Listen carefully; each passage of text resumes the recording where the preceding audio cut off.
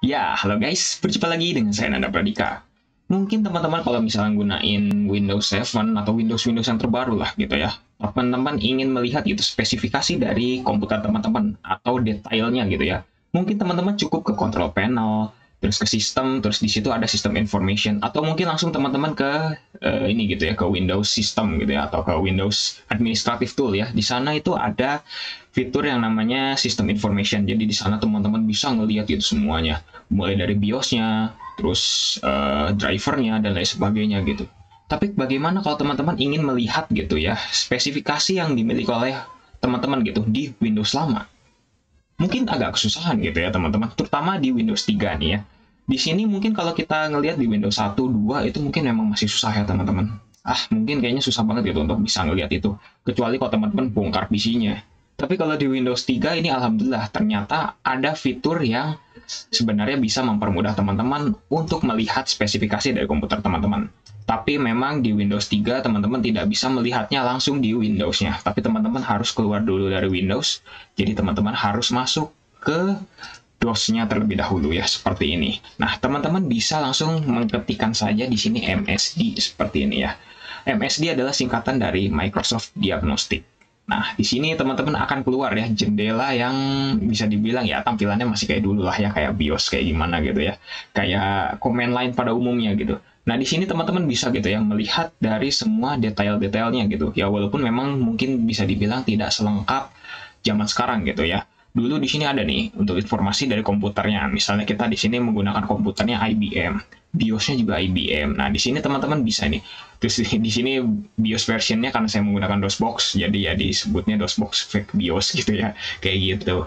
Ya mungkin kalau misalnya teman-teman memang ingin melihat gitu ya dari detailnya, atau mungkin memang teman-teman adalah seorang teknisi yang ingin melihat gitu spesifikasi secara lengkapnya, teman-teman bisa ke sini gitu ya. Teman-teman bisa mengketikkan huruf-huruf yang sebenarnya sudah di-highlight ya. Ini kalau misalnya teman-teman ingin ke memori, klik M, maka di sini teman-teman akan ngelihat gitu ya. Nah, ini tampilannya juga mungkin tidak familiar ya dengan yang kita sekarang gitu ya. Dulu kalau memori ya sekarang cuma dijelasin berapa giga, berapa giganya, dual channel dan lain sebagainya. Mungkin kalau di BIOS kayak gitu ya. Tapi kalau sekarang ini wah kayak diisi dengan bisa dibilang hex gini ya, angka-angka yang hexadesimal kayak gini ya, yang ada F, ada A, terus angkanya sampai 8 doang, terus ada A, B, C, D, E, F gitu ya. Di sini ya lengkap lah sebenarnya. Nah, di sini sebenarnya hanya teknisi-teknisi tertentu yang mungkin memang tahu gitu ya. Di sini available-nya berapa, ini RAM-nya totalnya adalah segini, terus ini ROM-nya atau memori kita gitu yang kita miliki gitu, kayak hard disk atau segala macamnya. Terus di sini juga ya memang agak pusing sih ya teman-teman, tinggal kita oke seperti itu. Terus teman-teman ingin ngelihat VGA misalnya ke video, nah kita ngelihat di sini ada ini ya, manufakturnya ada unknown. Di sini display type-nya masih VGA color ya. Berarti di sini udah lumayan tinggi lah teman-teman untuk sebuah MS-DOS dan Windows 3 VGA ini sudah sangat tinggi teman-teman. Udah luar biasa ya. Kalau Windows zaman sekarang VGA itu kan 640 ke 480. Udah ketinggalan zaman banget, zaman sekarang aja udah 4K semua kan rata-rata, atau enggak Full HD minimal gitu ya. Terus di sini ya gitulah teman-teman. Terus juga network misalnya di sini tidak terdeteksi networknya. OS versionnya di sini MS-DOS versi 5 gitu ya, dan lain sebagainya.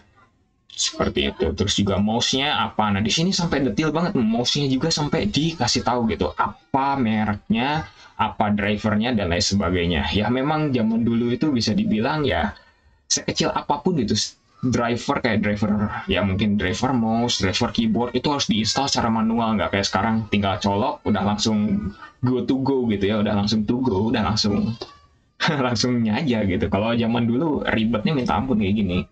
Order adapternya apa? Oh, nggak ada. Terus disk drive-nya ada A, B, C, sama Z gitu ya. Ini A sama B ini floppy disk-nya, C-nya untuk hard disk-nya, terus Z-nya mungkin untuk kayak bisa dibilang recovery-nya gitu. LPT, nah ini ada LPT juga tuh kan. Ini tuh bisa dibilang printer juga gitu. Terus ini komportnya kan, kalau kita kan sekarang kom kayaknya udah kayaknya udah nggak dipakai gitu ya untuk port com ya, bisa dibilang gitu. Terus ada ERQ. Nah, kalau ERQ itu bisa dibilang mungkin kalau teman-teman kenal dengan blue screen ERQL not less or equal. Jadi ini kayak paging dari memorinya gitu ya. Jadi memorinya ini disimpan oleh apa aja nih. Nah, ini untuk keyboard ditaruhnya addressnya di RQ1 dan 2 dan 15 gitu. Nah, makanya kalau misalnya tidak ada di daftar ini tapi teman-teman tiba-tiba nge-add RQ sendiri dan tanpa izin dari sistem operasi, maka akan blue screen. Nah, makanya kayak gitulah contohnya. Jadi emang benar-benar di sini teknisi yang benar-benar sangat berjalan sekali gitu teman-teman.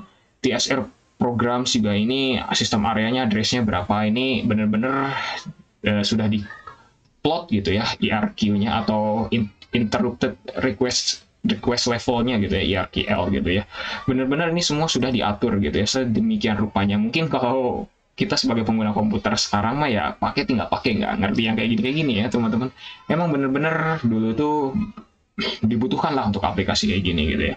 Ada file, terus juga ada print reportnya. Nah, maksudnya print report untuk nge-print, mungkin untuk laporan lah ya pakai menggunakan kertas. Di sini juga teman-teman juga bisa kayak apa ya namanya, kayak ngedit gitu ya, ngedit file auto exec atau config-nya kayak gimana. Nah, ini informasinya kayak gini. Terus juga utility-nya bisa teman-teman memory block display, misalnya kita ngelihat di sini. Nah, block display yang tadi yang sudah dijelaskan gitu, ini kepakainya, ini RAM-nya, ini ROM-nya, terus ini memori kosongnya, misalnya kayak gitu, memory map-nya udah benar-benar diatur semua gitu ya. Terus atau nggak memori browser, teman-teman juga bisa ngelihat ini kalau untuk memori ROM-nya di sini, untuk video memorinya atau VRAM-nya gitu ya. Ini kayak gimana video ROM-nya. Kalau dulu mungkin masih pakai video ROM ya, karena masih onboard gitu ya, VGA, nggak kayak zaman sekarang gitu. Terus juga masih ada insert comment, ada test printer, terus ada black and white ya, ini buat tampilannya. Terus ini ada about, nah about-nya kayak gini, Microsoft Diagnostic MSD ya, kayak gitu sih teman-teman. Mungkin kalau di compare ya, mungkin kita compare gitu ya dengan zaman sekarang ya teman-teman. Ini mungkin kalau misalnya teman-teman ngelihat gitu ya di Windows sekarang gitu ya, teman-teman mungkin bisa ke Administrative Tools, di Start ya, Windows Administrative Tools, terus teman-teman tinggal ke System Information.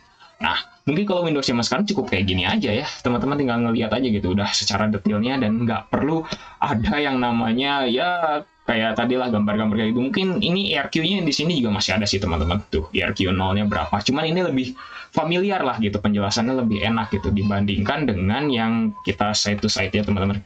Yes. Nah, kayak gini misalnya. Nah, mungkin kalau misalnya teman-teman di sini ya tadi ngelihat IRQ statusnya, di sini beda, di sini ya sebenarnya masih sama gitu ya. Jadi fungsinya mungkin masih sangat sama gitu ya teman-teman, seperti itu. Di sini juga memorinya, wah ini di sini bisa dibilang sangat detail sekali gitu ya untuk memorinya kayak gimana. Kalau di sini ya kita kan cuma ngelihat 0x berapa gitu ya. Kalau di sini ini benar-benar sampai kayak kita harus membaca diagramnya sendiri, nggak dikasih tahu 0fx-nya, 0xfs-nya gitu. Jadi kita harus membaca sendiri ini di berapa nih, kita ngelihat dari secara diagram yang sudah ada gitu, EC0 ditambahin berarti segini gitu. Jadi makanya emang di sini ya teman-teman juga sebenarnya sama sih gitu, cuman beda tampilannya aja. Di sini tampilannya lebih familiar kalau untuk Windows 10 gitu ya, Windows 7 atau dan lain sebagainya. Kadang-kadang zaman dulu mungkin terlihat menyeramkan karena tulisan doang gitu, seperti itu. Ya mungkin seperti itu ya teman-teman untuk tur aplikasi yang sebenarnya sangat legendaris juga, yaitu Microsoft Diagnostic. Ini sangat penting sekali untuk bisa sebagai teknisi lah, untuk bisa menyembuhkan komputer kalau misalnya ada sakit atau apa gitu ya, atau kita hanya sekedar ingin mengetahui spesifikasi dari komputer kita, seperti itu.